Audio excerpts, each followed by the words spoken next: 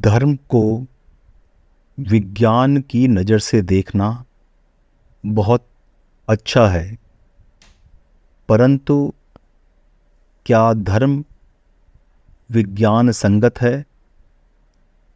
अथवा यूं कहें, क्या विज्ञान धर्मपरायण है? विज्ञान की अपनी सीमाएं हैं और धर्म का अपना महत्व है। धर्म जहाँ व्यक्ति के आचरण पर, व्यक्ति के व्यवहार पर, व्यक्ति के जीवन से जुड़ी हुई घटनाओं पर विचार प्रकट करता है, नियंत्रण करता है, वह उसकी संभावनाओं को खोजता है, वहीं विज्ञान तथ्यों को परखता है। तथ्यों को परखने के साधन मशीनों द्वारा हो सकते हैं, एक लंबे अध्ययन के द्वारा स्थापित किए जा सकते हैं, और साथ ही साथ देखा जाए तो विज्ञान किसी एक क्षण में एक प्रकार का नियम भी बन जाता है।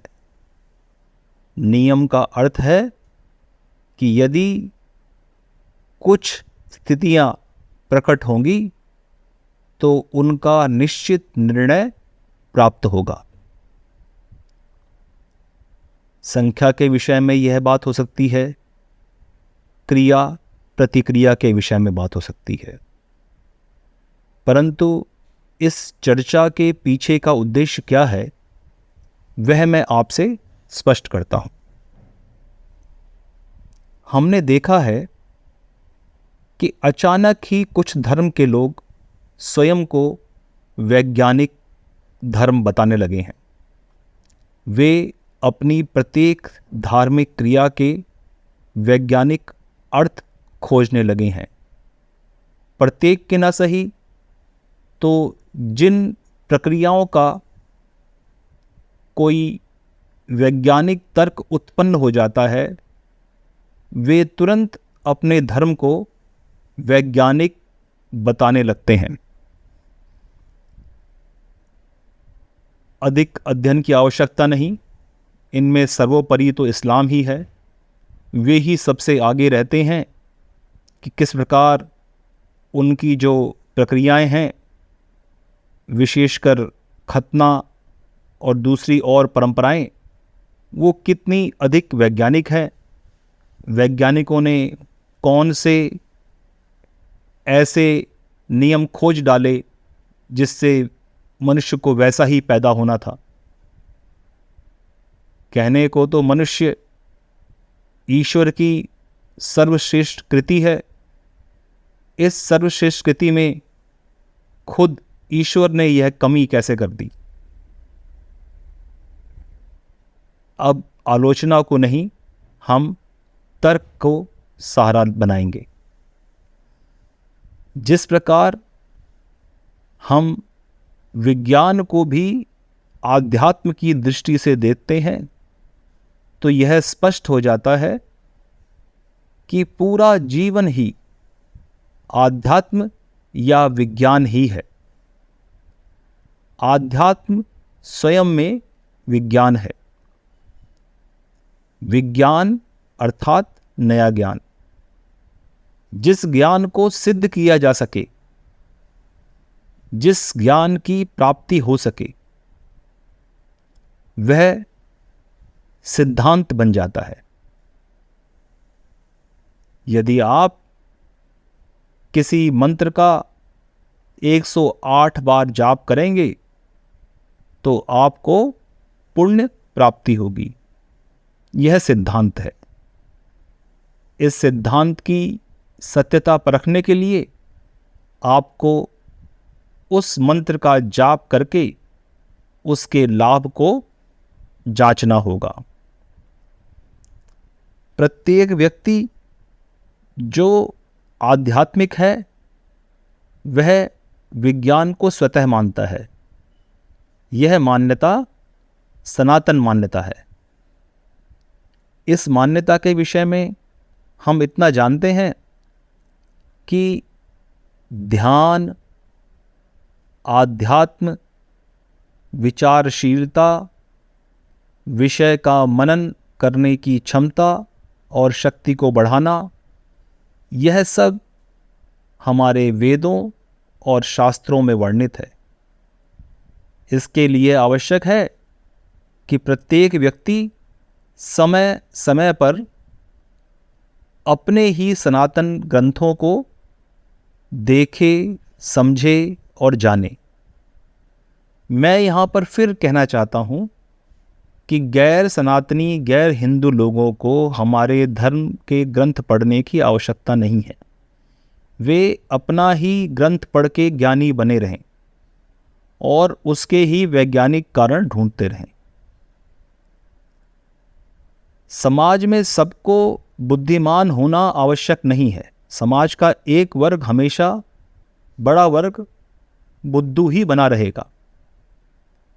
हम सिर्फ इतना चाहते हैं कि हमारे लोग उस वर्ग में न हो। बुद्धुओं का तो इस समाज में अपना एक स्थान है और ये बुद्धू भी समाज को अपना योगदान देते हैं अपनी बुद्धिहीन क्रियाओं से। यदि समस्त बुद्धुओं को समाप्त कर भी दोगे तो भी नए बुद्धू पैदा हो जाएंगे। तो विज्ञान को आधार समझने के लिए यह आवश्यक है कि आप आध्यात्म को आधार बनाएं। आध्यात्म चिंतन, मनन, अनुसंधान के द्वारा आपको किसी भी विषय की सत्यता तक पहुंचने में सहयोग करता है। यहाँ पर एक नियम जिसके विषय में हम कभी किसी दिन विस्तार से बात करेंगे, नेति नेति का वर्णन आवश्यक है। इसका अर्थ है यह भी नहीं, यह भी नहीं। अर्थात when you start eliminating things, there is a possibility to get the truth. जब हम असत्य को हटाते जाते हैं तो सत्य की ओर पहुंच सकते हैं। यह एक वैज्ञानिक आधार है। इसके ही विषय पर विश्व की न्याय प्रणाली काम करती है।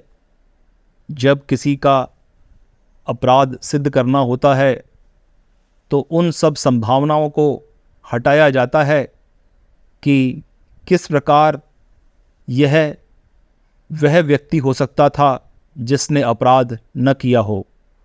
और जब सभी संभावनाएं समाप्त हो जाती हैं तो अपराध सिद्ध हो जाता है। उसी प्रकार किसी भी वैज्ञानिक अनुसंधान के लिए आप वे तमाम नीतियाँ, वे तमाम तर्क वितर्क सिद्ध करते हैं और उसके न होने की संभावनाओं को कम करते करते आप उसके होने की संभावना तक पहुंच जाते हैं।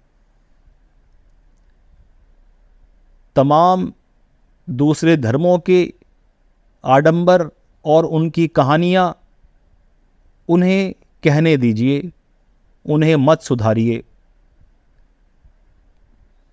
अपने जीवन में बुद्धुओं के साथ रहना सीखना ही है और बुद्धुओं को ज्ञानी बनाने का प्रयास खुद बुद्धू होना है। अब बुद्धू और बुद्ध को मिलाने का प्रयास न करें। यह बात मैं पहले भी बता चुका हूं कि बुद्ध ने भी बहुत ज्ञान दर्शन नहीं दिया। इस विषय पे हम बात कर चुके हैं और विशेष रूप से बात करने की आवश्यकता है। परंतु अपनी सनातन परंपराओं को सम्मान रखते हुए इतना अवश्य कहना चाहूँगा कि आपका दर्शन, आपकी परंपराएं और विश्व में जितने भी अनुसंधान हो रहे हैं, विशेषकर विश्व की न्याय प्रणाली आपके ही इस महावाक्य ब्रह्म वाक्य पर स्थापित है, नेति नेति।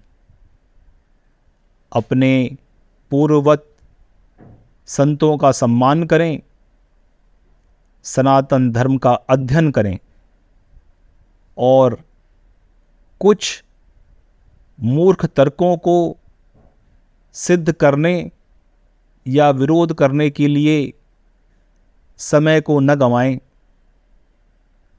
अपनी विरासत और ज्ञान के मार्ग को अपनाएं। जय जय।